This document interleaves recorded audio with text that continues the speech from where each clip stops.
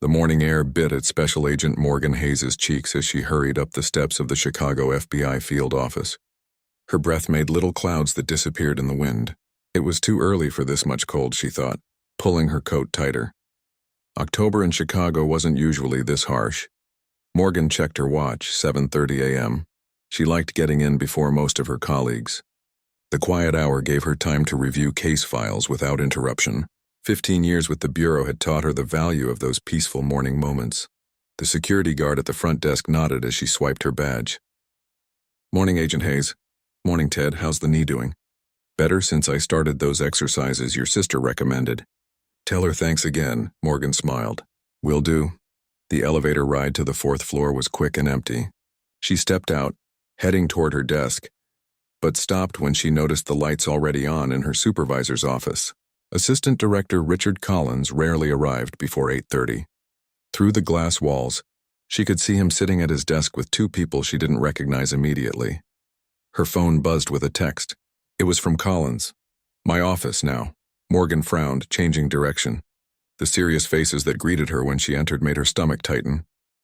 "Agent Hayes," Collins said, his voice lacking its usual warmth. "Please have a seat." She sat, nodding at the two strangers, a man and woman in dark suits who screamed Internal Affairs. "This is Agent Patel and Agent Donovan from Internal Affairs." Collins confirmed her suspicion. Morgan kept her face neutral, though her mind raced. "What can I help you with?" Agent Patel, a woman with sharp eyes and a sharper haircut, placed a folder on the desk. "Agent Hayes, are you familiar with evidence case number EB7729? Morgan thought for a moment. "The Riverway banking files. From the money laundering investigation? Yes, I'm familiar with it. My team helped process the initial evidence." "When was the last time you accessed the evidence room?" Agent Donovan asked. His tone suggested he already knew the answer. "Thursday afternoon. I was returning case files from the Wilson investigation." Collins leaned forward.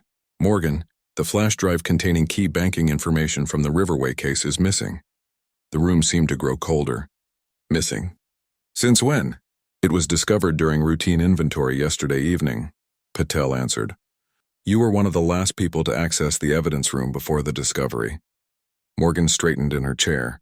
"I didn't go anywhere near the Riverway evidence. I was only there for about 5 minutes to return my own case files." "The problem," Collins said slowly, "is that this isn't an isolated incident." Donovan opened another folder. "Over the past 3 months, we've had 4 separate incidents of evidence disappearing. A witness statement from the Henderson drug trafficking case, a laptop from the Westside corruption investigation, financial records from the Port Authority case, and now the Riverway flash drive. In each instance," Patel continued, "security footage from the evidence room was corrupted during the estimated time of theft." The implication hung in the air like smoke. Morgan felt her professional instincts kick in, analyzing the situation even as she processed her own shock. "You think I'm involved," she stated flatly. Not a question. Collins wouldn't meet her eyes. "We're investigating all possibilities, Morgan." "All possibilities?" Her voice rose slightly. "Rich, you've known me for 12 years. I've led some of our most sensitive investigations." "Which is precisely the issue," Patel interjected. "You're one of only 7 agents with clearance to access all areas where these items were stored." "And the only one," Donovan added, "who was present in the building during each incident." Morgan's mind raced through her schedule over the past months. "That's not possible. I was in court for the Hernandez testimony when the laptop went missing." "You left the courthouse early that day," Donovan countered. "There's a 2-hour window unaccounted for before you logged back in here." The realization that they had been tracking her movements sent a chill through Morgan's body. "I had lunch with my daughter. She had a half day at school. Can anyone besides your daughter verify that?" Morgan's hands clenched slightly. "We ate at Gino's Diner on 47th. The owner knows me." Collins sighed. "Morgan, we need to follow protocol here. Until this investigation is complete, your access to sensitive areas will be restricted." "You're suspending me?" The words felt like glass in her mouth. "Not suspending, reassigning temporarily. You'll work from the satellite office reviewing cold cases until we sort this out." Morgan stood, unable to remain seated under their scrutinizing gazes. "This is ridiculous. I haven't stolen anything. Have you checked my bank accounts, my house? My life is an open book." We're in the process of obtaining warrants, Patel said coolly. The word warrants landed like a physical blow. You need to look elsewhere. This is a waste of time. If you have nothing to hide, then you have nothing to worry about, Donovan said in that practiced internal affairs tone that made Morgan's skin crawl. I'd like to see the evidence logs, Morgan said, and the security footage. That won't be possible during an active investigation, Patel replied. Colin stood, indicating the meeting was over. Turn in your case files to Agent Wilson. He'll be taking over your active investigations. Morgan felt her world tilting sideways. Will too? Does the entire office know about this? The slight hesitation in Colin's response told her everything. We're handling this as discreetly as possible. She left the office in a daze, aware of curious glances from early arriving colleagues. At her desk, she found Agent William Wilson waiting, his usually friendly face solemn. They told you? She asked quietly. He nodded. Just this morning. I don't believe it for what it's worth. Thanks, she said, though his words felt hollow when paired with his willingness to take her cases. As she unlocked her drawer to gather her personal items, she noticed a photo of herself with her team from last year's FBI charity baseball game. Smiling faces, arms around shoulders, trophies held high. The same people who would now be whispering about her behind closed doors. She slipped the photo into her bag. Alongside the framed picture of her daughter, Lily. By 9 a.m., when the office was filling with agents, Morgan had packed up the essentials. Her badge felt heavier than usual as she headed for the elevator. Conversation stopped as she passed. Eyes followed her, then quickly looked away when she turned. Outside, the cold air hit her again, but she barely noticed it. Her phone buzzed with a text from Lily. Everything okay, Mom? You forgot to sign my permission slip. Morgan closed her eyes briefly. Normal life continuing while her professional one crumbled. As she got into her car, she noticed Collins watching from his office window. 15 years of building trust and reputation, potentially destroyed by... What? Who would go to such lengths to frame her? She started the car but didn't drive immediately. Instead, she pulled out a notebook and began writing everything she could remember about the 4 cases with missing evidence. There had to be a connection, something beyond her peripheral involvement. The Riverway banking investigation, the Henderson drug case, the Westside corruption probe, the Port Authority financial records. Different investigators, different suspects, different divisions. What tied them together? Morgan tapped her pen against the steering wheel. Someone with access to security systems, someone who knew FBI evidence protocols, someone who wanted her specifically to take the fall. As she finally pulled away from the FBI building, she didn't notice the dark sedan that eased into traffic several cars behind her, nor did she see the man inside take her photograph and send it with a text message. Hayes is out. Proceeding as planned. Back in her apartment that evening, Morgan spread case notes across her dining table. Without official access, she was working from memory and the few non-classified notes she'd been allowed to keep. Her phone rang. An unknown number. Hayes, she answered cautiously. They're watching your apartment, a distorted voice said. They've frozen your accounts. They'll search your place tomorrow. The evidence is in a storage locker registered to you in Weston, locker 228. They already have the key. Who is this? Morgan demanded. What evidence? Everything that's missing. The line went dead. Morgan stared at her phone, heart racing. A storage locker she'd never rented. Evidence she'd never taken. A frame-up more elaborate than she'd imagined. She grabbed her coat and keys. She needed to find this locker before the FBI did. As she reached for the doorknob, she hesitated. If they were watching her apartment, leaving now would only confirm their suspicions. Morgan returned to the dining table, mind racing. Someone had orchestrated this perfectly. Someone who knew her schedule, her access levels, and exactly how to make her look guilty. And for the first time in her career, Special Agent Morgan Hayes had no idea who she could trust. Morgan sat in her car outside storage facility, heart pounding as she watched the entrance. It was nearly midnight. The place was quiet, with only a few security lights casting long shadows across the parking lot. She'd driven by twice already looking for signs of FBI surveillance. The anonymous call about locker 228 could be legitimate, or it could be another trap to deepen her troubles. Think. Morgan, she whispered to herself. If she entered the facility now and the FBI was watching, she'd look guilty regardless of what she found inside. If she didn't go in and evidence was planted there, they'd discover it tomorrow anyway. Her phone buzzed with a text from her daughter. "Mom, when are you coming home?" "Can't sleep." Morgan closed her eyes briefly. Lily was only 16, too young to be dragged into this nightmare. She typed back, "Soon, honey. Try reading that boring history textbook. Works every time. Love you." She started her car and drove away from the storage facility. She wouldn't walk into an obvious trap. Instead, she needed to figure out who was setting her up, and why. Back at her apartment, she found Lily waiting up in the kitchen nursing a cup of hot chocolate. "You should be asleep," Morgan said, kissing the top of her daughter's head. "Hard to sleep when your mom's being weird." Lily's eyes narrowed with concern. "What's going on? You've been acting strange since you got home." Morgan hesitated. She'd always been honest with her daughter, but this was different. "Work stuff." "Complicated case, Mom. I'm not a kid anymore. Your hands are shaking and you've checked the windows like 5 times since you walked in." Morgan sighed and sat down.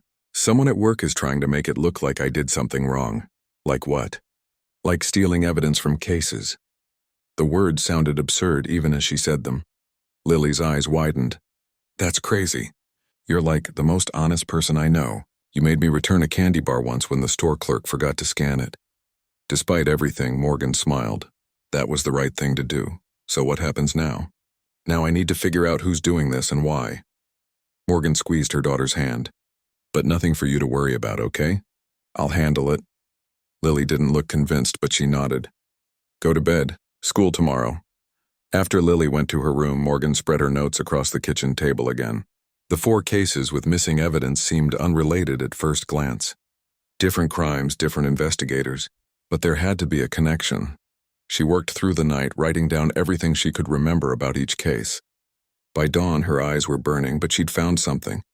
A name that appeared in the periphery of all 4 investigations. Vincent Rossi.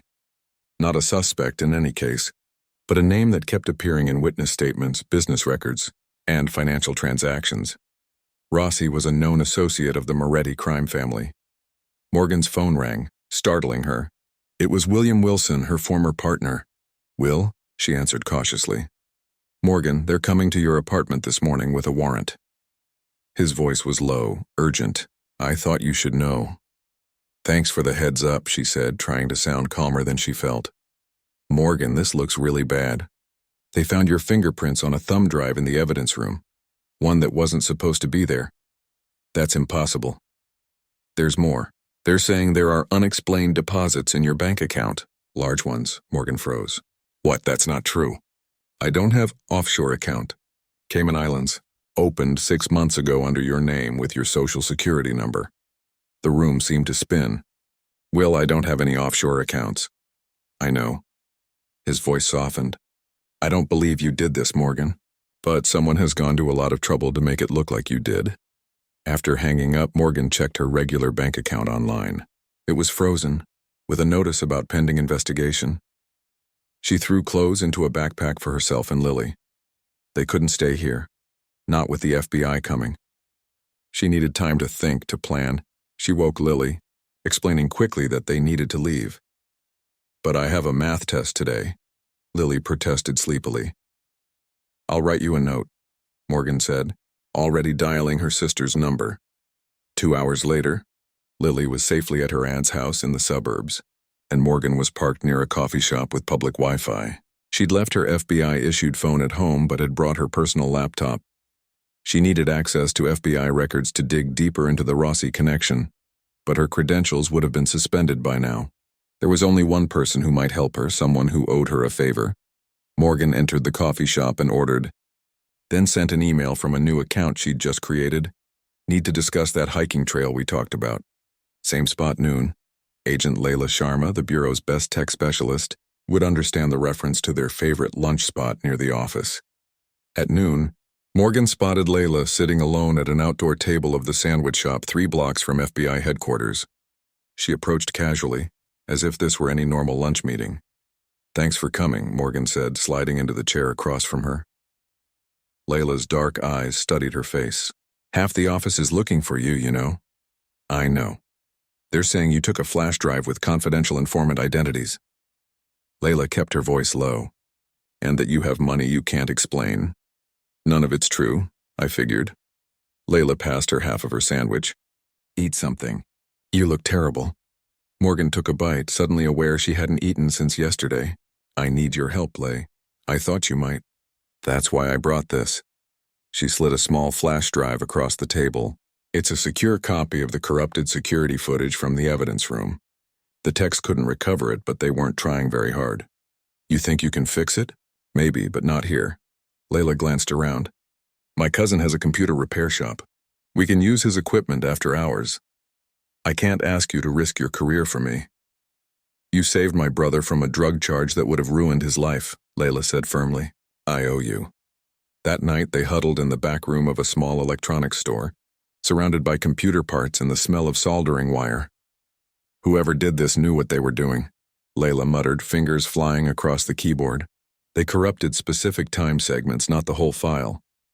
Morgan watched the screen as Layla worked her magic, piecing together fragments of code and recovering lost data. After 3 hours, they had their first breakthrough, a partial recovery of footage from the evidence room. The grainy video showed someone entering, but the face was obscured. Can you clean that up? Morgan asked. I'm trying, but there's only so much data to work with. As they worked, Morgan told Layla about the Rossi connection she'd found. Vincent Rossi, Layla mused. Let me check something. She pulled up personnel records. There was an agent who worked the original Moretti family case back in 2018, before my time. Agent Philip Drake. Morgan stiffened. Drake?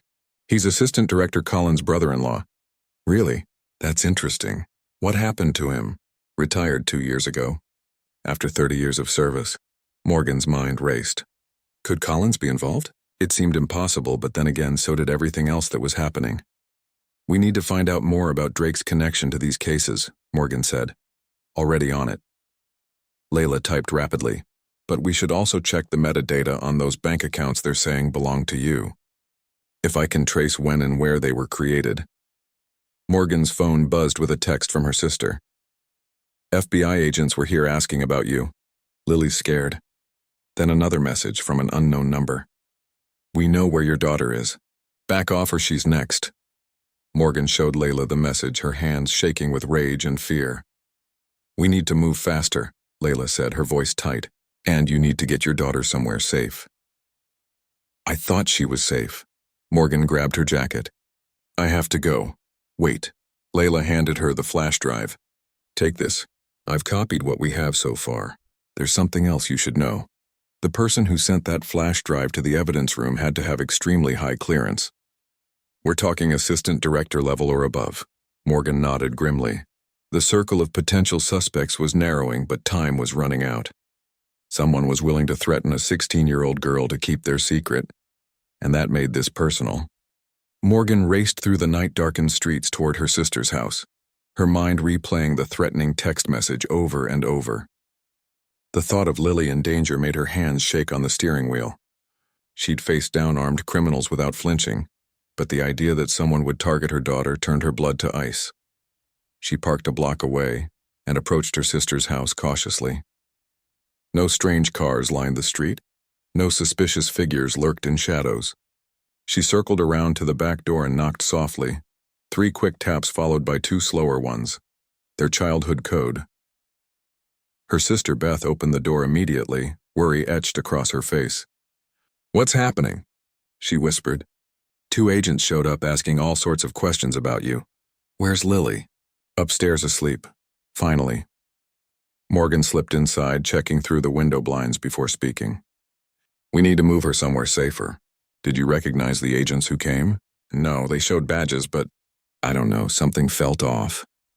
Beth wrapped her arms around herself. Morgan, are you in real trouble? Not the kind they're saying, Morgan answered, but yes. Someone very powerful is trying to frame me and now they're threatening Lily. She checked her watch. Pack a bag for both of you.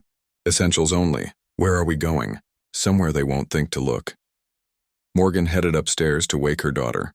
20 minutes later, they were back on the road, Beth and Lily in Beth's car following Morgan's lead.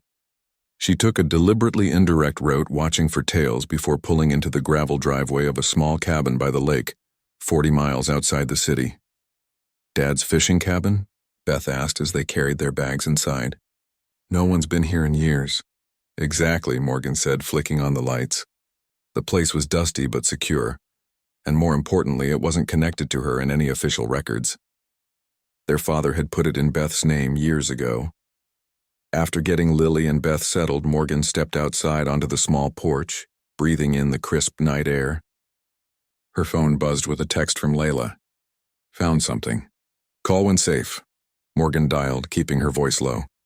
The flash drive we recovered, Layla said without preamble. I managed to pull partial fingerprint records. They've been altered, Morgan. Someone with access to the AFIS database created a composite using your prints from old case files. Can you prove it? Working on it. The algorithm leaves traces if you know what to look for. Layla paused. There's something else. Agent Wilson came forward today with a statement. Morgan's stomach dropped. What kind of statement? He claims he saw you accessing the evidence room after hours multiple times over the past few months. Says you asked him to cover for you once. The betrayal stung worse than she'd expected. That's a lie. Will knows it's a lie. There's more. Layla's voice softened. They're getting a warrant to search your apartment tomorrow morning. Full team, media presence. They want to make a show of it. They won't find anything, Morgan said, though doubt crept in. Whoever was framing her had been meticulous so far. I hope you're right. Layla sounded tired. I'll keep working on the evidence. Stay safe. Morgan ended the call, mind racing. Will's betrayal changed everything. As her former partner, his word carried weight. Why would he lie? What did they have on him? Back inside, she found Lily waiting at the kitchen table. Mom, I need to know what's going on, her daughter said firmly. The real story. Morgan sat down beside her. Remember when I told you someone at work was trying to make it look like I stole evidence? It's gotten worse. They're saying I took confidential information and sold it. That's ridiculous, I know. But they've created fake bank accounts in my name, altered security footage, even faked fingerprints. And now? Morgan hesitated. Now what? Lily pressed. Now they've threatened you. That text I got was a warning to back off or they'd come after you next. Lily's face paled, but her jaw set in a determined line, so like Morgan's own. Who's doing this? I'm not completely sure yet, but I think it might go all the way up to Assistant Director Collins. His brother-in-law worked cases connected to a crime family that keeps appearing in the stolen evidence. So what's our plan? Lily asked. Morgan smiled despite everything. Our plan? You always taught me to face problems head on. So what are we doing about this one? Before Morgan could answer, her phone rang. Unknown number, Hayes, she answered cautiously. Morgan. It was William Wilson's voice. I know you're there. We need to talk. We have nothing to talk about, Will. You lied about me. It's not what you think. His voice sounded strained. I need to see you alone. There's something you need to know. Why would I trust you now? Because I have proof of who's behind this, and because they have my wife. His voice broke. They'll hurt her if I don't deliver you. Morgan's mind raced. This could be another trap. But if Will's wife was really in danger... Where? She asked finally. The old boathouse at Crescent Lake. 1 hour. Come alone. After he hung up, Morgan paced the small cabin, weighing her options. You can't go, Beth said when Morgan explained. It's obviously a trap. But if Lisa is really in trouble... Morgan had known Will's wife for years. They'd had dinner at each other's homes, celebrated holidays together. Then call for backup, Beth insisted. Who? I don't know who I can trust at the bureau. Morgan checked her gun and tucked it into her holster. I'll be careful. Keep the doors locked. Don't answer for anyone but me. The boathouse was dark when Morgan arrived, just a silhouette against the moonlit lake. She parked some distance away and approached on foot, every sense alert. The place seemed deserted, but instinct told her she wasn't alone. Will? She called softly, hand resting on her gun. A figure stepped from the shadows. William Wilson looked haggard, his usually neat appearance disheveled. Are you armed? He asked. Yes, where's Lisa? They didn't take her. Will's voice was hollow. They showed me pictures of her. At work, at the gym, shopping.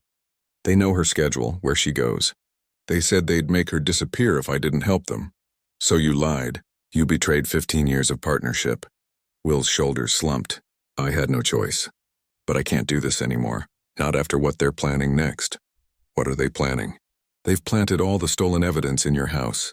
Tomorrow when they execute the search warrant, they'll find everything. He'll go away for decades, Morgan. She stared at him, ice forming in her chest. Who's behind this, Will? Collins? Will glanced nervously over his shoulder. It goes higher than Collins. Assistant Director Drake never really retired. He's been working with the Morettis for years, using his connections at the Bureau. When you started finding inconsistencies in the money laundering case, you got too close. Drake is Collins' brother-in-law. Collins is just a pawn. Drake has dirt on half the senior leadership. Will pulled a flash drive from his pocket. This is everything I know. Names, dates, offshore accounts. It won't be enough to clear you completely, but it's a start. As Morgan reached for the drive, a shot rang out. Will's eyes widened in shock, a red stain spreading across his chest. Morgan drew her weapon and dove for cover as another shot splintered wood near her head.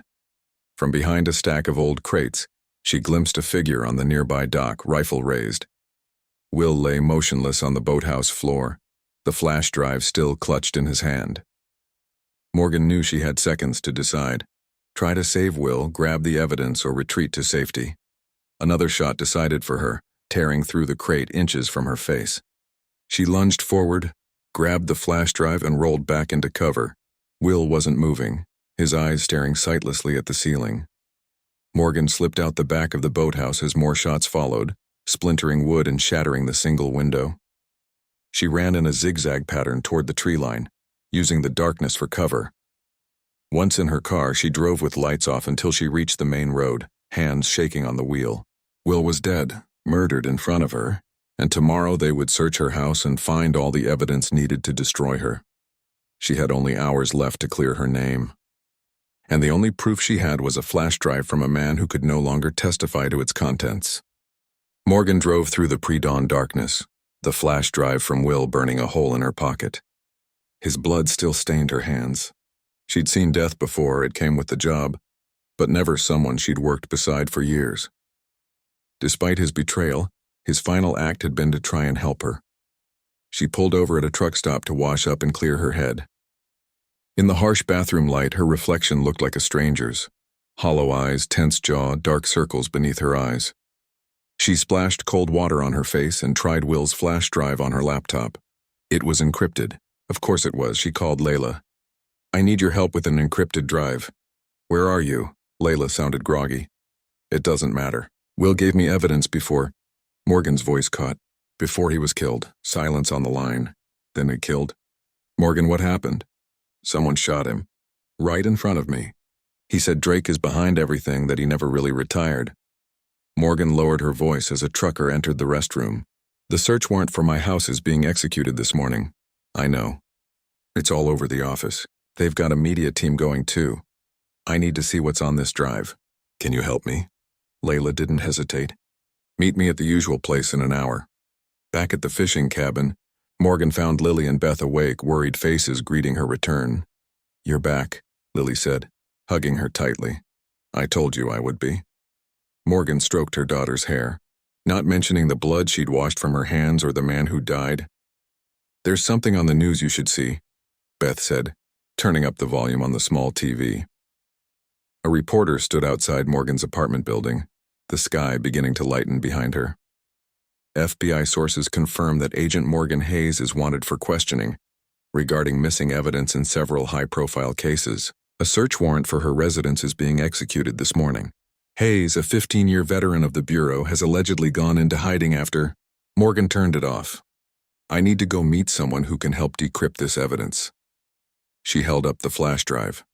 It might be our only chance to clear my name.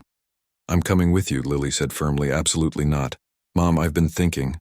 They're watching your sister's house, your apartment, probably even your friends' places. But they don't know about me. What do you mean? My friend Caitlin's older brother works at a computer shop, the one where you and your friend were working last night. Morgan stared at her daughter. How did you... Caitlin texted me. Said she saw you there with some lady. I didn't say anything because I figured you had your reasons. Lily crossed her arms. Her brother owes me a favor. He'll let us use the equipment without asking questions. Beth looked between them. It's not the worst idea. Lily would draw less attention than you right now. An hour later, Morgan watched from a distance as Lily entered the computer repair shop, flash drive in hand. The plan was simple. Lily would ask Caitlin's brother to help decrypt the drive while Morgan met with Layla elsewhere. It was safer if they weren't seen together. Morgan found Layla waiting at their meeting spot, a quiet corner of the public library. "You look terrible," Layla said. "Thanks. Any idea what's on the drive?" Will said it contained names, dates, offshore accounts. Evidence of Drake's connection to the Moretti family. Layla nodded. "If we can decrypt it in time, we might be able to stop this before it goes too far." Morgan's phone buzzed. A text from Lily. "Got it open?" "Lots of files." "Where should I send them?" "She got it open," Morgan told Layla. "Where can she send the files?" Layla wrote down an email address. "Secure server, untraceable." As they waited for the files to arrive, Morgan's burner phone rang. It was Beth. "They're at your apartment," her sister said without preamble. "It's all over the news. Live coverage." Morgan found a TV in the library's media section. Sure enough, there was her apartment building, surrounded by FBI vehicles. Assistant Director Collins stood at a podium addressing the press. "The Bureau takes allegations of corruption extremely seriously," he was saying. "Agent Hayes betrayed the trust placed in her by this organization and the American people." Layla's laptop pinged. "Files are here," she whispered.